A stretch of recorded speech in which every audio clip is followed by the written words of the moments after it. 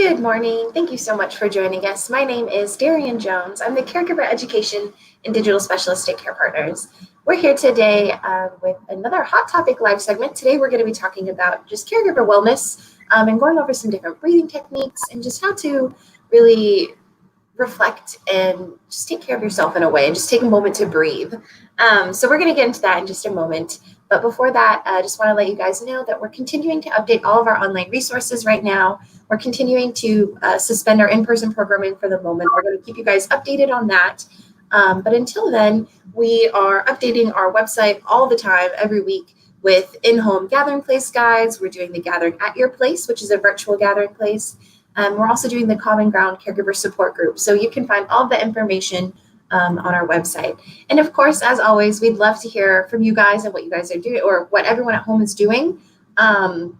We know that it's a time of social distance, but that doesn't mean that we can't still stay connected. So we would love to just see what you guys are up to this week, actually, where the theme was pets. So if you have any pictures of your lovely pets, we'd love to see them. We want to share them on our social media.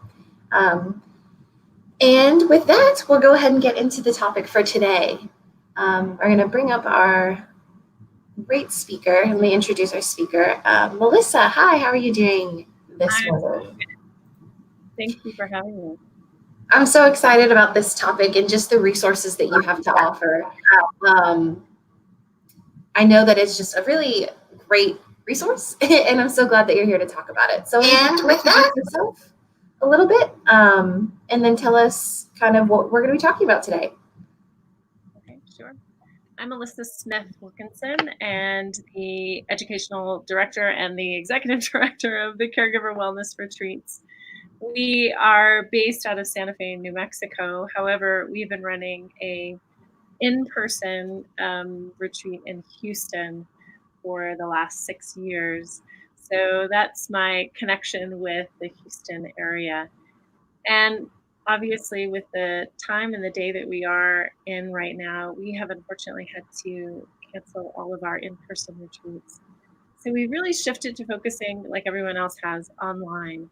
And I've had the wonderful privilege of speaking at the CARE conference a few weeks ago and shared some insight in terms of what caregivers can do regarding grief and healing through different, grief is not linear. So when we say the stages of grief, it means we want to actually sort of heal the whole person. And that's what we're going to chat about a little bit today in terms of what is one aspect of that, and that aspect is actually breathing. Is one of the most powerful things that we can do that is absolutely immediate. So I'm excited to share that with you today. Yeah, I was really excited that you were able to participate in the Caregiver Conference a few weeks ago, and then again that you were able to come here and share some more with us today. So I'm really excited and looking forward to it. So thank you. You're welcome. I think one of the predominant things that really came into mind for me, actually in the process of shuffling and trying to figure out our car situation. We've been indoors so much, and I was looking at the mirror, the side mirror, and if you've ever read the little fine print, it says objects in mirror are maybe closer than they appear. And I think we've had this really strange view of how things, sometimes when we're in the midst of something, it can appear so much bigger than perhaps it actually is. And access to resources and access to finding a sense of calm is actually a lot closer than you think it is. And so when we look at how we can present or bring about almost immediate relief, that access is so simple. It's actually the breath. So when we think about how powerful breathing is, there are so many different systems to your body. And when we look at all of the individual systems of the body, the one thing that influences every single one of them is breathing. And of course, the other aspects that influence every system in the body is what you put in your body, is what you eat. If you think about we are what we eat, and the food that we intake, it will affect our hormonal system, which is the endocrine system. It's going to affect our cellular regeneration and growth. It's going to affect our brain health. And that's so, so powerful. So there's nutrition, there's sleep. There isn't anything that isn't better with a little more sleep. And it's really powerful. And we also want to think about exercise and movement in the body. So let's just start before I explain a little bit more with a really, really simple technique. So if you're seated, great. If you've been seated for a long time, I might suggest that you maybe just stand up and find your feet. So whether you are seated or standing, feel your feet on the ground. Once you have access and can sense your feet, take a long exhale here for as long as you can, as long as it feels comfortable. And then breathe in gently through the tip of your nose. So breathe in for as long as you can without forcing, and then exhale for as long as you can without forcing. So notice how you feel. We'll do one more together. Breathe in. Allow the breath to come right in through the nose. The nose acts as a filter and gives you ability to control the breath a bit more. And then as you exhale, you can exhale through the mouth or the nose for as long as you can. And then pause here. Go back to your normal breathing. We'll do 2 more rounds of breath, but this time we're going to utilize a little bit of movement. So we'll add our shoulders to it. And then I'd like you to compare the difference. So you can have your eyes open or closed. We'll take a breath in through the tip of the nose and lift the shoulders as far as you can. Get some space in your rib cage and your lungs. And then as you exhale, let your shoulders release slowly as if they were like honey, sort of dripping all the way down into your feet. And then we'll do that again. Breathe in through your nose. Let your shoulders creep all the way up to your ears. Feel the space in the sides of your waist. And then, as if it were like honey, allow the shoulders to drip all the way down. And pause. And notice the difference in those 2 breathing exercises. Sometimes adding a little bit of what we would call interoception or somatic movement. So it could be just lifting the shoulders, could be just moving the hands. It could be circling the ankles. Just those little movements in combination with paying attention to the breath and directing our attention to the movement gives us a new sense of awareness and a different feeling and a sensation. So where you might have had a little crick in your neck this morning, maybe that sensation is alleviated just a little bit. So movement, much like breathing, is what we would call an analgesic. So just like you would take like an Advil or an aspirin or something to relieve a little bit of an ache or a pain, movement and breath, and actually things like strength training and even the foods that we eat that are reduced in sugar or less inflammatory act like an analgesic. So, what is so powerful to me about that is that our access, just like that rear view mirror or the side view mirror, our access to really simple tools are so much more accessible and closer than we really think that they are. And I think that is such a powerful thing to remember. Let's do just a couple of more. I think some really simple ones. Before I do that, I will mention in the retreat that we offer online that's for free, we have everyone fill out just a very simple form and we ask them what their biggest challenge is as a caregiver. And I would say more than 50% of the caregivers have responded with patience, the lack of patience. I'm not sure if you can relate, whether you're a caregiver or not. Patience is pretty much at the top of the list because patience ends up having what I would say both an emotional and a feeling response. A feeling response would be what we sense inside our body. So maybe we have, again, we wake up with an ache and a pain, or we start to feel a nagging sensation in our hands or in our hips. We're really not sure why. And sometimes it correlates with the things that we're doing in our bodies, whether we're seated for a really long time and our sciatica acts up, or if we tend to be quite hunched over, our breathing is really restricted and we feel a pain in the neck. So when we simply just direct our attention, we can begin to notice some sensation patterns in our body. And then there is emotions that are attached with that. And so that's where this ties in with patience in particular. Patience can manifest itself in anger and frustration and how we communicate and how we speak to our person with dementia or that we're caring for, or even healthcare, if we're dealing with someone on the phone and trying to get answers and we get quite frustrated. So all of that can translate into emotions. So here's the really fascinating thing. Feelings actually tend to only last, and we're not talking about chronic pain here, but just feelings, sensations in the body. Those can typically dissipate within 8 to 10 seconds. So when we bring our attention to it and we create a movement, a breath work, we can dissipate those sensations quite quickly. If we don't dissipate them, we ignore them, we stuff them down, we push them away, we pretend they're not there, which I'm very good at because I want to plow through what my to-do list is. Even as a movement teacher, there's so many things that are online. Then they become an emotion. They become lack of patience. They become the frustration or the anger or whatever it is that we're dealing with, and the stress and the anxiety and grows. So when we simply shine a light of awareness on some of these sensations, we can often curb it turning into an emotion that will last for days, weeks, months, years. So if we can really hone in on that this morning, the idea that the solution is so much closer than we think, and it can be really, really simple. So we've just done two really simple things. Simply breathing in and out, which is a direct connection to your nervous system and how we can begin to regulate. And then we did a little bit of movement with that. So really simple, easy stretching sensations, things like that can really alleviate what we sense in our body. Another exercise that we can help develop our diaphragm and lung capacity. So if we think about, if you were to ask me or tell me, I want to start doing some strength training, I'm not going to hand you a 50-pound kettlebell right away. So I'm just not. That would not be wise training protocol.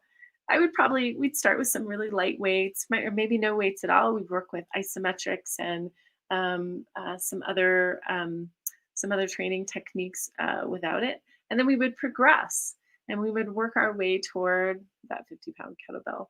Well, your breathing is exactly the same way. Even though we breathe in and we breathe out all day long, we get habitual patterns in our breathing. So just like you can see, if you ever people watch, you can see people have postural habits, how they stand, how they walk, how they move, that they've developed over a lifetime. We have habitual patterns in our breathing in which we develop over a lifetime.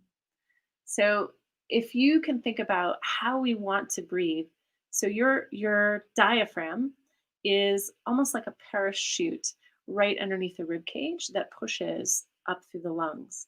And the diaphragm acts as a second pump to our heart. And so what we want is actually to expand our diaphragmatic capacity, which will then therefore have an effect on the lungs, and it will have an effect on our heart and the heart's capacity to pump and move arterially oxygenated blood throughout the body, which will have a direct effect on your brain health. And that, to me, is absolutely one of the key things here. So if we can have a direct effect on our brain health, then we can have more emotional regulation. So let's take our hand, and if you'll just put your hand just slightly out in front of you and go ahead and look at it. Maybe just by looking at it, you have a new awareness of some feelings in the hands. So you might feel a little tingle sensation. Notice or think about what would it be like if you could enter inside your hand? Can you feel almost a new sense of circulation or blood or aliveness?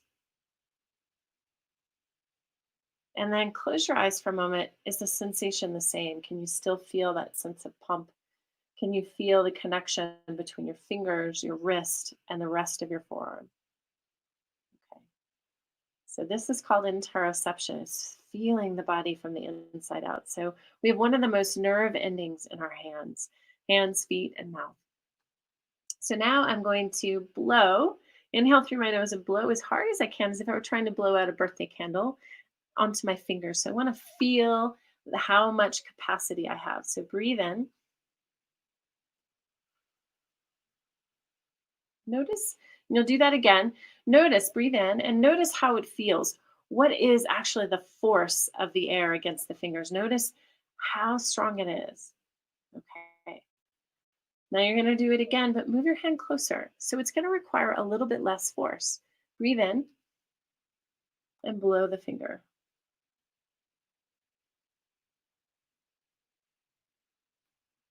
Do it again. And can you notice that you can exhale for a little bit longer now? Breathe in.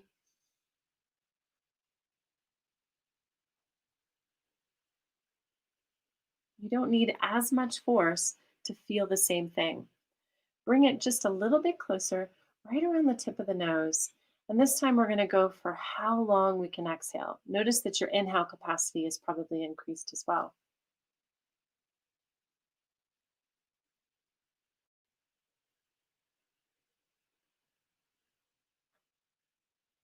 And do one more round.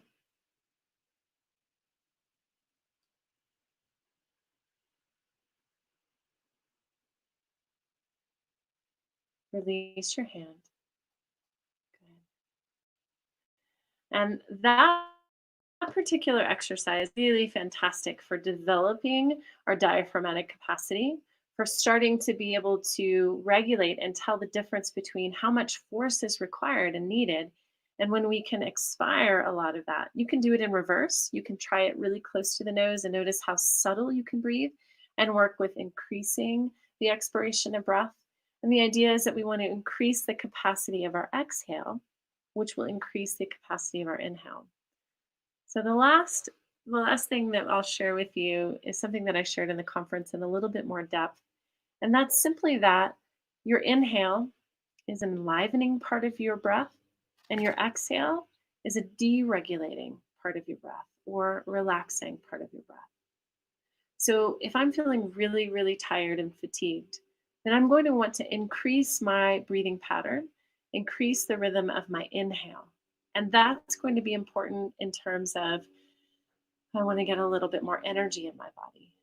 And we always want to do it in a somewhat equal ratio, depending on if we have high blood pressure, low blood pressure, heart rate, variability issues, or other pre-existing conditions. So those are always some things that you want to think about when you're starting and learning different breathing techniques. So if we're thinking about how we want to enliven the body, we want to increase our capacity for inhale. If we are feeling stressed, anxious, and we want to deregulate, we want to think about our exhale. So let's take 2 breaths together, focusing on the exhale. But first, feel your feet on the ground. Notice them. Take a moment to imagine that you are not only being aware of your feet, your 10 toes, your heels, and if maybe your feet feel a little numb or not alive, you can reach down and actually touch them and get a sense of connecting cerebrally the hands and the feet together, and then come back up. And then we'll take an inhale together right at the tip of the nose. Exhale, and as you exhale, can you imagine like a waterfall or a plunger? Or earlier we used honey as an example, that viscosity moving all the way through the body into the feet. Maybe you can feel as if you have little spigots on the edge of your heels and it just releases anything that you were feeling before you arrived into the earth. And let's do one more. And exhale all the way down through the feet. That last one, I noticed my jaw soften. What did you notice in your face? What did you notice in your upper chest? What did you notice in your hands? And last, how about your feet? Good. So I would love to entertain any questions that you might have. I'm happy to answer those. I put, I think, our contact information there. Yes, I'll bring up the contact information again. It doesn't look like we have any comments right now, but I did want to say I was following along at home, and I feel even more relaxed now. So I definitely understand just taking a moment to breathe really can change your whole physical feeling. It is absolutely so immediate. There's another technique that I use a lot with, and it's the one technique that my son, who's 14, remembers from, I've been doing yoga and different exercises in their classroom as he's grown up. And it's called Take 5. And anytime you're thinking about, you're just starting to sense that elevation. And again, this is the key. The moment we can begin to recognize, I'm feeling hot. Like, what is it to you that starts to bring up that sense of anxiousness, and what do you feel and where do you feel it in your body? And that's your immediate response to have a tool in your back pocket, like take 5 breaths, or take 2 inhale exhales and feel your feet, or any other exercise that it feels regulating for you, and begin to make it a habit. It takes 10 seconds. It doesn't take very long at all to do that. It's really Yeah, Go ahead. Sorry, I was gonna say I have an Apple Watch and it reminds me every few minutes, just breathe. Yeah, you can do that too. Yeah, absolutely. Absolutely. I was just going to say, I listened to a Brene Brown podcast this last week. She's a shame researcher and she's from Texas. Most Texans are familiar with Brene Brown, or if you're not, go seek out her work, because in terms of caregiving, learning and understanding the difference between shame and guilt and understanding those key concepts is life-changing. But in her last podcast that she was talking specifically on shame, resiliency, that's one thing that she brought up. She feels and begins to sense these anxiousness, and she gets sweaty, and she has all of these different cues that her body brings to her. And so if we can recognize those cues the second they happen, we know we have an antidote for immediate relief. But then long term, the more we turn to that antidote, the less anxiety we will have, the shorter the duration of the sense of panic, the less the self-talk of of guilt and shame and all of those things, the shorter it is. The sooner we recognize it, the sooner we apply not a band-aid, but a remedy that our body and our brain can understand. It is so powerful. So powerful. Yeah, and like I said earlier, I was just sitting here doing it along with you, and I'm feeling a lot more calm than I did earlier. So good. For everyone. It's really great.